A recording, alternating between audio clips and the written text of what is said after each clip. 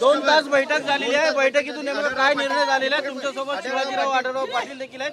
शिरूर लोकसभा मतदारसंघाचा निर्णय झाला आहे। राष्ट्रीय अध्यक्ष नामदार अजितदादा पवार यांच्या निवासस्थानी ज्येष्ठ नेते राज्याचे मंत्री दिलीपराव वळसे पाटील ज्यांचा पक्षप्रवेश लवकरच होणार आहे ते माजी खासदार शिवाजीराव आढळराव, आमदार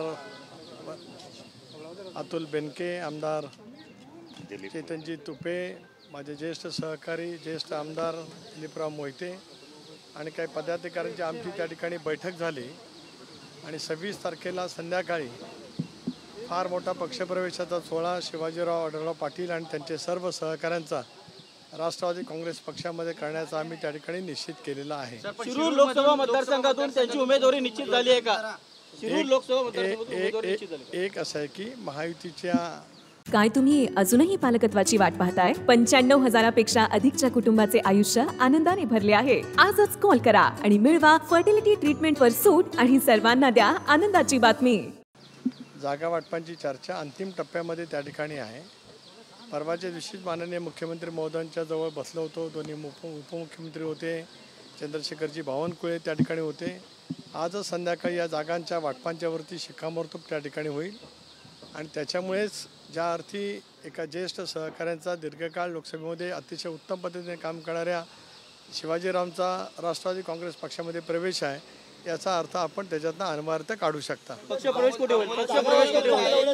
पक्षप्रवेश कुठे होईल? जी प्रक्रिया आहे ती अजून किती उमेदवारांच्या बाबतीमध्ये होईल? जसं आढळराव तुमच्याकडे आले तसं काही उमेदवार दुसऱ्या पक्षात जातील का? काही दिवस थांबा, थोडंसं वाट पाहायला आपल्याला लागतच असतं। महायुतीने एक निर्धार केलेला की 45+ हे उद्दिष्ट ठेवून देशाचे पंतप्रधान नरेंद्र मोदी यांचं तिसऱ्यांदा पंतप्रधान करण्यासाठी महाराष्ट्राचं योगदान, जो स्वर्गीय चव्हाण साहेबांचा महाराष्ट्र सुसंस्कृत महाराष्ट्र आहे, यामधून महायुतीचे अधिक उमेदवार निवडून आणण्यासाठी आम्ही सर्वांनी मिळून चंग बांधलेला आहे। माननीय मुख्यमंत्री एकनाथराव शिंदे, देवेंद्रजी, अजितदादा यांच्या नेतृत्वाखाली आणि आमचे सर्व 9-10 घटक पक्ष आता या निवडणुकीच्या प्रक्रियेला आम्ही ताकदीने त्या ठिकाणी उतरलेले आहोत। निश्चितच शिरूरपुरता सीमित नव्हे तर त्यांच्या पक्षप्रवेशामुळे पुणे जिल्ह्यात महाराष्ट्रामध्ये अनेक ठिकाणी प्रत्येकाचे व्यक्तिगत संबंध त्या ठिकाणी असतात। दीर्घकाळ त्यांनी संसदेमध्ये त्या सगळ्या परिसराचं नेतृत्व केलेलं आहे, त्यामुळे आम्हाला निश्चितच त्या संदर्भातली खात्री आहे।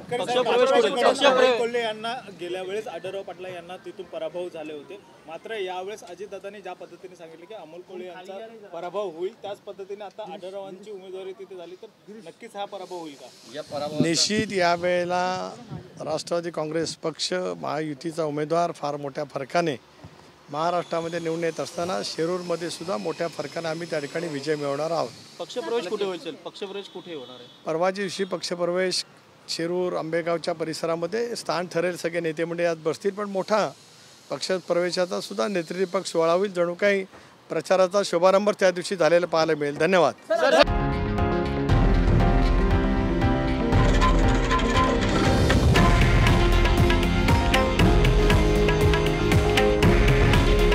हे आहे देशातील नंबर 1 न्यूज नेटवर्क आणि आपण पाहत आहात TV9 मराठी। काळजी तुमची, हित महाराष्ट्राचं।